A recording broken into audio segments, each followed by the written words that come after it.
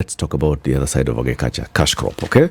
Coffee, big cash crop in this country. Massive. One of the top export earners for very many years in this country. And then things started happening and farmers were like, this coffee thing is not helping us. In fact, let's just start cutting off the coffee bushes, yes. And start doing other things. Tunaweza weka machungwa. Tunaweza kujenga nyumba. Tujenga nyumba and all those things. And then the government was like, all right, so what are the challenges that farmers are facing? One, it's cash flow issues. So let's address all these things by coming up with a fund, the Coffee Sherry Fund. It has done very many things. It was intended to do very many things, but we don't know about them because the MP who's here is going to tell us the genesis of it and how far it's doing right now. The MP for Githunguri Constituency, Gathoni Wamuchomba, good morning. Doctor. Doctor. Umesahau hiyo. Allah? Daktari. There's news. The woman for the job. Yeah? The woman. Yes. For the job. My pastor keeps telling me that if you want to preach to people, first preach to yourself. Mm-hmm. And I've already preached to myself that I'm the woman for the job. But do you know just how ideal that is? Because those who studied counseling or counseling psychology first counsel themselves. Exactly. Yeah. So then, before I convince other people to believe in me, I believe in myself first. Kabisa. That I am the woman for the job. Kabisa. Very well. So where have you been, Eric, for some time? Oh, I've been here this week. No, last week, but one I didn't hear you. Last week I had taken some time off. Oh, okay. Yeah. It's very important. 10212. Yeah. Yeah, kuenda kufanya your counseling psychology ya city. When you are away. Talk to myself. When you are away. Somebody crafted to take away our cherry fund. What do you mean? Somebody wrote a very scheming letter. What do you mean? Yes. To whom? To the ministry to reallocate money. Wait. To reallocate money. Na sio pesa kidogo, pesa mingi. Wait. City, please give her the proverb first. First of all, temperature kishuka kidogo. Hii proverb ni mzuri sana. A beggar and a ruler know people best. Now, our proverbs for the whole of this week have been from the Federal Republic of Somalia. This is our final proverb from that particular country. A beggar and a ruler know people best. You, Mheshimiwa, are a ruler. And so you fall in the category of those who know people best. Yes. What's Eric and I fall in the category of beggar. So we also know the people know best. Because the name beggar and ruler are in action mode.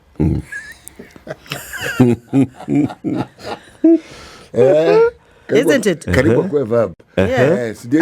Action mode means you can't be a ruler if you are not acting. You're absolutely right. You can't be a beggar if you are not acting. So you are acting to the name. So you must be knowing what you act to. It's like saying I'm a teacher, but I don't teach. So why are you a teacher? Whom do you teach? What are you teaching? What are you teaching? That's a good one. And incidentally, by the way, some of the rulers were beggars. And some of the beggars were rulers. True. Some. True. So they know each other. And they know the tactics. Gathoni, Yo. please tell us about the Coffee Sherry Fund. First of all, what is it? Coffee Cherry Fund is a facilitative fund to facilitate coffee farmers to be able to do what they're supposed to do best in terms of best farming practices, to get the right quality of coffee, to afford to buy inputs for their coffee, and to maintain quantities that are needed to make business sense. So the government realized that coffee industry is a money demanding industry for you to be able to yield the right amounts. And they realized most of the farmers don't have that money, cash flow, to buy pesticides, to buy, all the farming inputs. And even the pruning and the picking of coffee demands a lot of money for you to be able to hire people because, it's a labor-intensive crop. So the government, during Kibaki's time, that is between the year 2004 to 2006, came up with a coffee development fund a fund that was initiated to help the farmers develop themselves. Unfortunately, that fund was mismanaged. Later on, we realized that we actually do not need the development of infrastructures in factories. We actually need to fund the farmer at the doorstep, or what we call the farm gate. So we derived another fund called Coffee Advance Cherry Fund. That fund is specifically supposed to be loaned to the farmers who have crops, so that they can afford to pick, to prune, and to maintain the quality that is needed and quantities. And that fund was created for the purpose of empowering farmers, coffee farmers. Unfortunately, Eric, there has been a lot of coffee politics. People thinking that coffee farmers are given money for free. For your understanding, Coffee Advance Cherry Fund is not a grant. It is a revolving fund which is loaned to the farmers. So you are loaned. Once you are paid your money, you pay back. In fact, as we speak right now, we have something called DSS, Direct Settlement System, whereby if your coffee goes to the auction and a buyer buys your coffee, before they pay you the money, they deduct the Coffee Advance Cherry Fund that you are given, you are loaned. So farmers pay whether they want it or not, because the buyers don't pay directly, they pay through DSS, which has that function of deducting the Coffee Cherry Fund. But out there, people think this is free money for coffee farmers, so they can play around with this money. So how much is in this fund? Before Kenya Kwanza government came in, the Uhuru Kenyatta Jubilee government had left about 2.75 billion of that fund in the account, and the money was available. In fact, then the challenge was most factories were not functional properly. There was no proper documentation into the disbursement of the money. So money was held by KPCU. And this money is domiciled at KPCU. Okay. Are we together up to that? And it's supposed to be coming from KPCU to the individual factories. To the individual farmer. Not even factories, farmer. How? Through the DSS system. The DSS system has database of every individual farmer who farms coffee under the cooperatives. Okay. So every cooperative has factories under it, and every factory has the database of every farmer. So when you apply for Cherry Fund, you apply at the factory level. Okay. But the money is normally sent to your individual account as a farmer. Are we together? Okay. The same system of sending money to the farmer is the same system that is being used when their coffee is sold. Whenever it is sold at the auction or wherever it is sold, the buyer sends money to a central system, a common system. Let me call it a common platform. This common platform works with the same system that disperses the Cherry Fund. So the money is sent to the individual farmer, but the farmer has to pay or be deducted the money they took as a loan. Okay. Now, when Kenya Kwanza government was elected, or when it came in 2022, they found some money in that account. And President Ruto campaigned on a promise of adding that Cherry Fund from 2.75 billion to about 4 billion. Why did it need to be added? Because the number of farmers that need these monies surpasses the amount that is available. It surpasses the allocation. Yes, by far. Right. The number of farmers that are actively farming coffee and are in need of this money, actually that money is not even, it cannot, 2.75 billion could not even cover my county alone. Forget about other counties, even Kiambu alone. That money was not sufficient. Because for you to be able to help a farmer, you need to give them anything above 80 shillings per kilo. If really you want to help me to make sure that at least I can only put 20 shillings on top of 80 shillings of Cherry Fund for me to be productive. So when you do the maths, that money was not sufficient. Even 4 billion was very, very little. But the president pledged and promised to add that money to 4 billion. That is after elections, something that never happened. So he came on to our areas, like in Githunguri. He promised he's going to do 4 billion. The first year, he didn't do. This year, he actually promised that it is not even going to be 4 billion, it's going to be 6 billion. In this financial year, Yes. 2024, 2025. Yes. And a cabinet memo was done that 6 billion is going to be created on top of what was there for us to have sufficient cherry fund. So to make it almost 9 billion. It was supposed to be about, it was 2.75 billion plus 2 billion that was allocated last financial year plus another 2 billion this year. That was about 6.75 billion. So last year, 2 billion was allocated. It was allocated. Okay. This year, another 2 billion. Then when we decided that the finance bill has been withdrawn, we lost that 2 billion. So we went back to the drawing board. Then back to last year's allocation. And out of last year's allocation, only 750 million was put instead of 2 billion. Allocation is different from So in the budget, disbursement. In the budget, Yeah. on the Appropriations Act, Yes. 2 billion shillings was to go to the coffee cherry fund. Yes. But it was not disbursed. Yeah. Only 750 million was disbursed. Yeah. Okay. And no any other money. But when the president goes to Mount Kenya, he tells farmers that I have put for you 6 billion. That's what my farmers know. That is what Mount Kenya farmers know. That is what Mount Elgon farmers know. That is what Nande farmers know. That is what Baringo farmers know. That they have 6 billion shillings for cherry fund. And it is not factual. So in truth, how much is there? It is about 2.79 something. The money that is there right now. Okay. But the only money Kenya Kwanza government has ever given to farmers, It's 750. it is 750 against the 6 billion narrative that they have been telling farmers. Okay.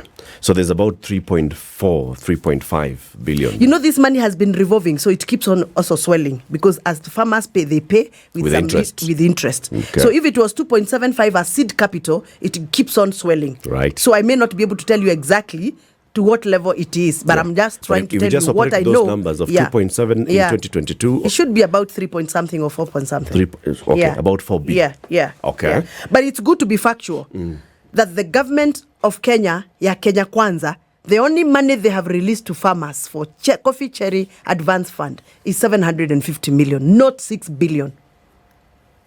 Okay. And then along the way, PS Dr. Chris Kipto, and I can share with you this letter when I read it, the Principal Secretary, National Treasury in Nairobi, on the 22nd of August 2024, writes a letter to the PS. No, this is the Ministry of Cooperative. Give City the letter. City, read this letter. Hii imeandikwa na PS wa Cooperative, Principal Secretary Bwana Kilemi. Bwana Patrick Kilemi is the PS, Ministry of Cooperative and Micro and Small and Medium Enterprises Development. KPCU is under this state department. KPCU is under this department. And the KPCU is the custodian of this 2.7, whatever, 4 billion shillings. I said the fund is domiciled at KPCU. All right. So this Patrick Kilemi, the PS, writes a letter to Kipto.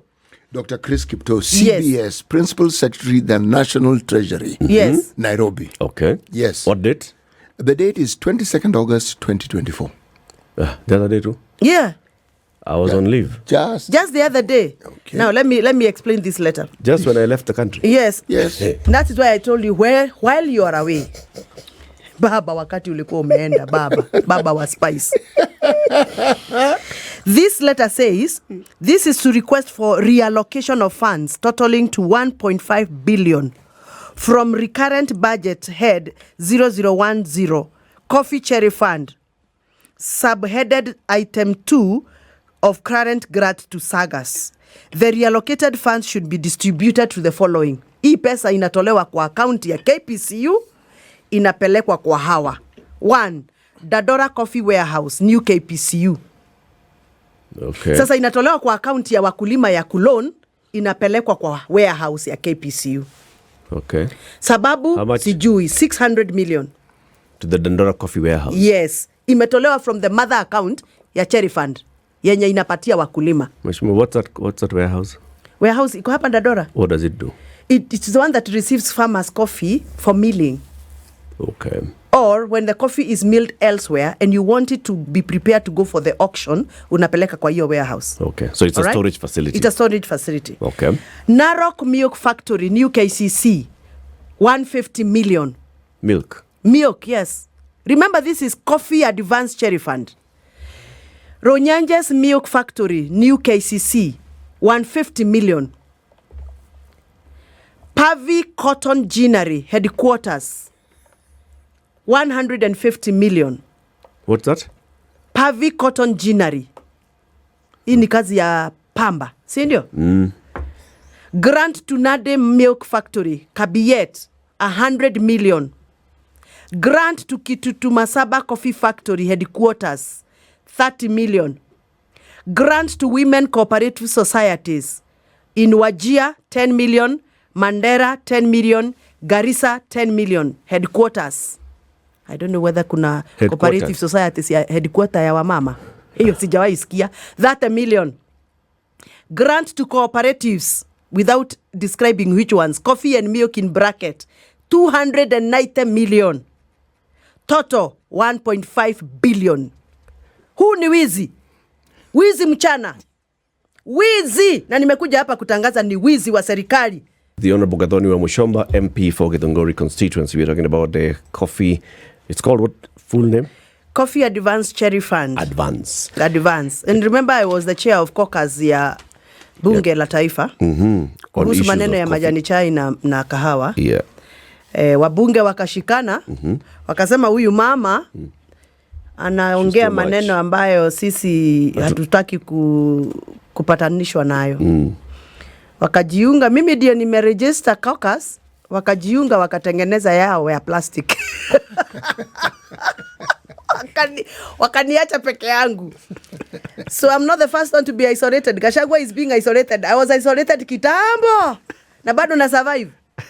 Kwa sababu so hata Gachagua ata survive. Hata Gachagua ata survive. Okay.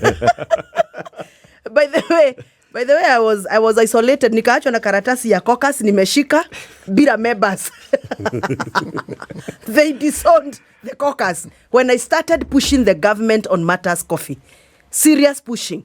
Because I started asking questions like I am asking today. So just to let those who are listening to us understand what is Cherry Fund. Coffee Cherry Advance Revolving Fund is domiciled at New KPCU, and it is supposed to be managed and be administered by KPCU. And this fund is as per the Public Finance Management Act, Coffee Cherry Advance Revolving Fund Regulations of 2020. It's a fund. So if anybody wants to reallocate this money, must come back to Parliament, either come back and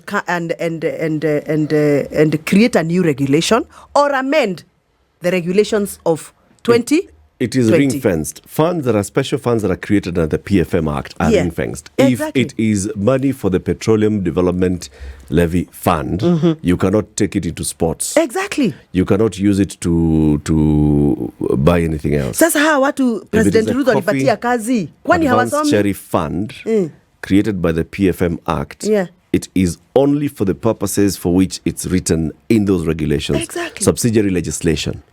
So if you want to remove it, you have to be very clear on how you're removing that fund. And only Parliament can authorize that kind of... Okay. So whereas I have no problem milk farmers getting money, I have a problem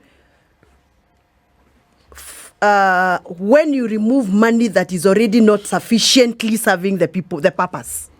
Because already, my farmers, for example, in Githunguri, I asked, last night I was with them, I asked them, did you all apply for Cherry Fund? Yes. Did you get? No. Why? We were told we have to wait until those that have been loaned pay back so that you can be paid. So what informs PS Kilemi that the farmers now have sufficient And now he can reallocate the money to other sectors like milk, cotton, women groups, and which is the other one? And some funny grants, cooperatives that we don't even know which one they are. Coffee cooperatives. Yeah. What informs the PS? You know why I'm annoyed this morning? You're saying that my temperatures are very high. The reason why I'm annoyed with this letter is because it was written on the 22nd of August 2024. Okay. It was written when we had already settled down matters finance bill. Yep. When we had already reallocated budget at the National Assembly platform. In the appropriations. And we did appropriations. In the supplementary budget. Everything, when we had already finished everything, that is when this letter was written. To me, who ni Wizi? Because... Is it legal? It is not legal. Unukora. So let's talk about the budget making process, okay? Just hold on, Eric, before we go to the budget making. Go on. The reason why I'm saying who ni ukora is because you cannot write a letter and say you are removing money that is a revolving fund to giving people grants. Grant means free money. Grant means free money. Yes. Grant means not a loan. It goes. And then you write a letter and you say, Dadora Coffee Warehouse. You don't say whether this is a loan or a grant.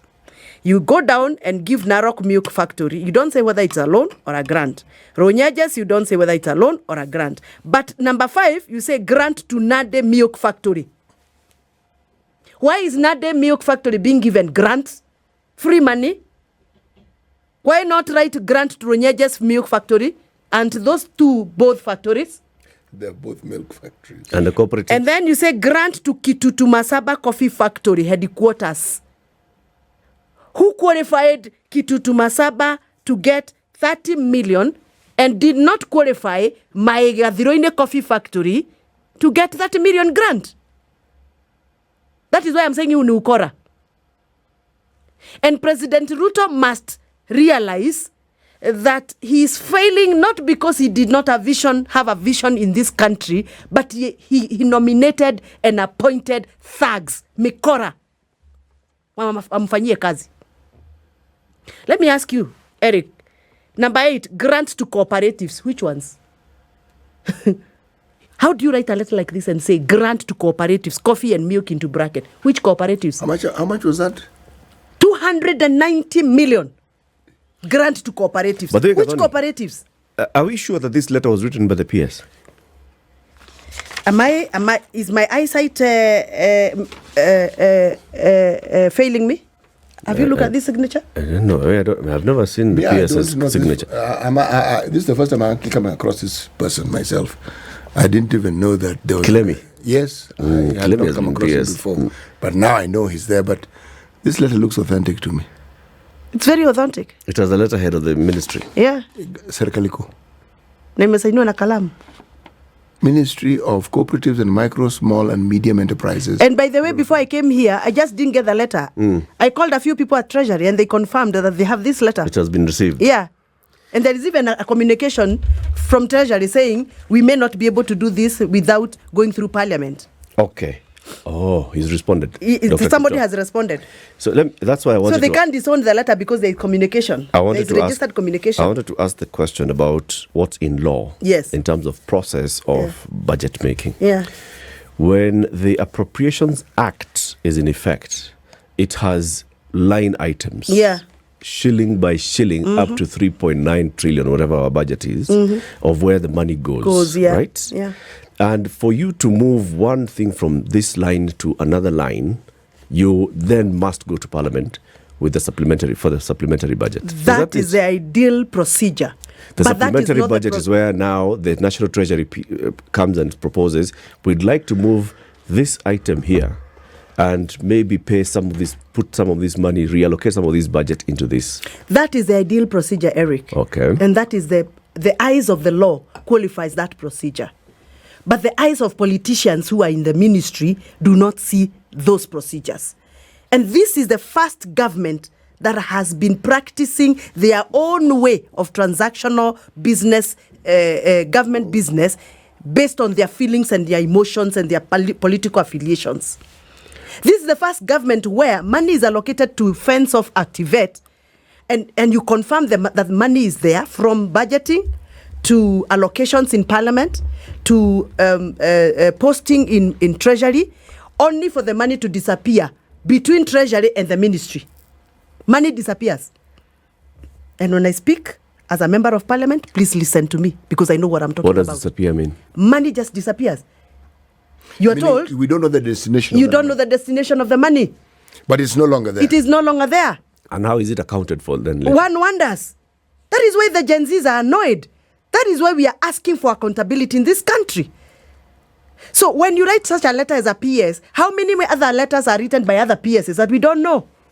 Actually, yeah. This is only one letter that Gathoni happens to find, because I'm very engraved on matters coffee. I'm quite engraved. On my daily routine, I must get into the agricultural coffee portals every day. I even follow coffee auction on a daily basis. How much coffee was sold, which coffee factory had the best yield, the highest auction bid. I follow how much kilograms of coffee and tea was sold. Remember, I'm the one who actually blew the whistle on the mess that is in Mombasa tea auction. Do you remember? Yeah. I talked about 80 million kilos of tea in August this year, beginning of August this year. 80 million kilos of tea stuck up in Mombasa warehouses, yes, and sold. Saa hii wakulima hawakupata vile nilikuwa nasema then. Saa hii wakulima wameanza kulalamika. In fact, I hear wakulima wakule Kagwa Tea Factory, they are complaining they want to go on strike because their bonuses have been affected by the mess that has been done at the auction, Mombasa. I follow coffee and tea on a daily basis, not because I'm an agriculturalist by training, but I'm very passionate about agriculture. And I represent farmers. I follow every other activity in tea and coffee in this country. So that is why I'm able to get this letter. How many other letters are written in secrecy? But then last year you came onto this show, and as you were finishing an interview, which was a separate conversation, you raised an issue of water. Yep. And money allocated for the construction of water and provision of water services. Yeah. And you said that money that was meant to come to benefit people in Githunguri constituency and Thika areas had also been reallocated. Yes. Through the same letters like this one. Through a letter from a PS to the National Treasury. Yeah. Did it happen? Yes, it did. They denied the letter, but eventually the money disappeared. The money was never reverted back. So what was allocated? I complained here. I remember I came here and I complained. Yeah. I actually even did a very official communication to the minister in charge of water, complaining. And she actually called me and told me, I'm also not very comfortable with that reallocation, so I'm going to ask the PS to revert. And the PS promised to revert, but it was not done. We lost 400 million. Money that was supposed to be for reticulation of water in my constituency from Karemeno Dam. And people keep asking me, Gathoni, you are elected on UDA ticket. Why do you keep complaining? I keep complaining because I see a lot of thuggery, a lot of lies, a lot of dishonesty. How do you come to my constituency and promise me that you're going to give us 400 million to give us pipes to get water, and then underhand comes and writes a letter and takes away the money? And not only my money, you take my money and Thika's money, because even Thika was supposed to benefit. Gatanga was supposed to benefit. Did you raise this question in Parliament? I did. I wrote a question, but it never came to fulfillment. Because you know who is in charge of those questions and who kanyangias when they want to kanyangia. Sorry to use that language. No. To kanyangia, you know it's what? In which language?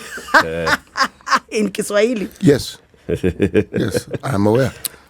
Kuweka full stop. Yeah. The reason I'm asking that is because what you're saying here is you're pointing to illegalities. Yeah. All right? If our constitution and our laws clearly stipulate how budgets shall be made, how money shall be allocated, the role of Parliament in creating a budget, the role of Parliament in allocating money to each and every entity and each and every vote, and then the role of Parliament in approving any changes to that. And then you say that Parliament has not been consulted for changes, but changes have been made after a budget has been passed and it has been made into law and it has been gazetted. These are illegalities. And that is why you had the young people of Kenya protest very wildly and talked about what they are calling budgeted corruption. You know, if you look at the content of this letter, this must have been a mess that was done when we were removing money. We are removing money from this place to this place to sort of balance the budget in Parliament. When they realized that there is a mess, they ran to write such letters to cover their mess. So probably maybe this money, the 1.5 billion is already taken away. This letter was a cover letter to cover the mess that they have already done. Yes. I remember in a very informal way, myself and Dede Nyoro spoke about Coffee Cherry Fund. And I called Dede to where I sit in Parliament. Nikamwambia kijana kuja. I call him kijana. Mimi naona kama hapa mmetunyang'anya pesa ya Cherry Fund. Akaniambia hapana, hatujanyang'anya. Nikamfanyia mahesabu. I think he realized I have a point. And already ni kama walikuwa wameshatoa hii pesa in the process of trying to balance the budget. So this letter is a cover-up letter. So the supplementary budget may already not be having this 1.5 billion shillings. In fact, it's not 1.5. I think it is 2 billion. I think it is 2 billion. This letter is supposed to cover. Now, I'm here because I know people listen to you. I know even the government listen to you. I need to call them out on behalf of my farmers. Hello? I am a duly elected member of Parliament by coffee farmers and tea farmers. And dairy farmers. And dairy farmers. Yes. And I will not sit pretty when they are messing up my farmers. I will not even, no amount of intimidation and threat will shut me up when they are doing this kind of mess. As we speak, Eric, let me tell you, I have a coffee factory that cannot afford to pay power bills. Power bills. Why? Because they have no money. Where is their money? Their money was stolen. How? By cooperative society. How? The board members decided to just open a new account for themselves and post the farmers' money in their special account and disappeared with the money. I can show you a message here on my phone. They are actually pleading with me to go and help them revive that factory. It died. They closed down. Yet they have coffee trees. They are forced to harvest their coffee and transport their coffee for over 20 kilometers to the nearest neighboring coffee factory. This cherry fund is what is supposed to be helping those farmers to revive their coffee factory. I know coffee is devolved, but our governors ran away from coffee matters. I decided I'm not going to run away from coffee matters. I must speak for my farmer. It doesn't matter what, I will speak. This money must not move from new KPCU accounts. And after this, we should actually now be looking at the new KPCU mother account to know whether this money has left, the 600 million. I am a coffee stakeholder, Eric, and I'm a very big stakeholder. Not only being a member of Parliament for Githunguri, I am a coffee farmer. And I have coffee numbers in 4 factories in my constituency where I deliver my coffee because I have various farms. You cannot move money from Mother KPCU account for Cherry Fund and deposit it under the Dora Coffee Warehouse, new KPCU, without involving stakeholders. How did you just decide to do this? Let's take a couple of steps back, okay? Since the establishment of this fund, this particular current fund, just paint the picture for those who do not come from the coffee growing areas, so they don't know the whole process. How was the situation before the fund was established, and what impact has the fund had since establishment? Paint for us the picture. Before Advanced Cherry Fund was created, we had Coffee Development Fund. We used to call it CDF. That money was for the farmers, but through the factory's infrastructure. So the farmers would get the money, but not directly for them to be able to buy pesticides, herbicides, and whatever else they needed to buy. The money was sent to the coffee factories. Due to bad governance in factories, this money never used to reach farmers. The coffee factories managers would say, we have bought drying beds, we have put solar system, we have put new gates, and the money would disappear. So we realized we may invest so heavily on the coffee infrastructure, but the farmers are still so poor to afford to give us what we need. So you will not have the produce. Yes. That is how we moved from CDF, Coffee Development Fund, to Coffee Advanced Cherry Fund. Okay.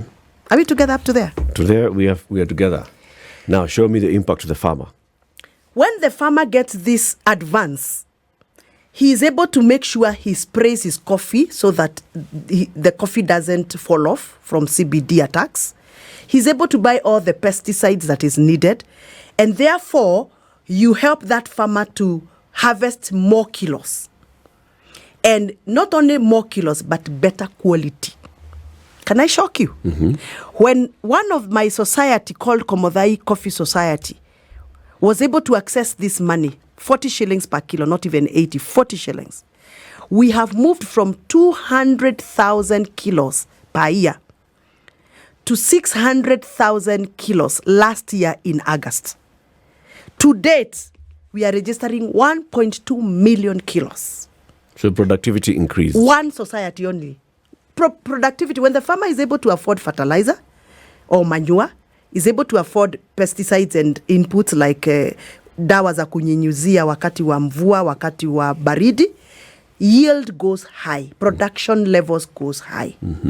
And most farmers who have abandoned their coffee trees, they go back to tendering them because they have money to prune, money to employ casual laborers to help you harvest.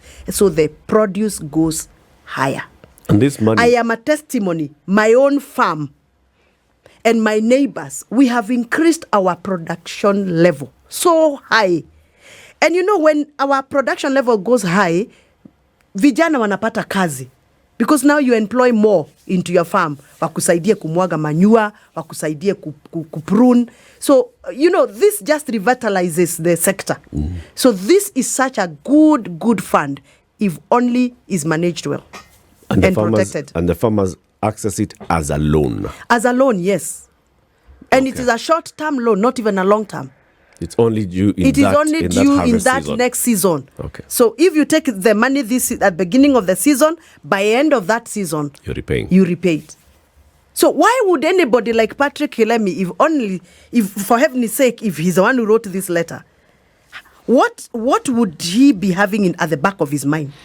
Honestly, could this be the reason why Cherugui was chased away? I'm just asking. So what are you going to do now next? You're an MP. I'm going to go ask people to go to court and stop this. Because if Parliament cannot help us, what do we do? And what will you do if the money has already been transferred and is no longer there? We make sure that the next parliamentary budget season, we reallocate back the money. That is if the MPs will be convinced that this is a wrong move. Because I'm not so sure whether even the MPs, some of those who come from the coffee growing areas, believe this is wrong. Because they have a habit of cheering wrongs. Why? Because they don't understand? Some of them don't understand. And yet they are in coffee growing. They are members of parliament representing people they don't in understand. coffee growing areas. Yeah, they don't understand. Some of them. And those that understand, some of them are carried away politically that they cannot say anything is wrong even if it is wrong. I thought yesterday the 48 MPs that went to Nyahururu to declare that they have a new nexus to national government would make it such an issue an agenda and use their numbers to appeal to the ministry not to do this. But unfortunately, that does not happen. Yeah. Gathoni, thank you very much for joining us today. You're welcome. Asante sana. This is the Situation Room, the only way to start your day.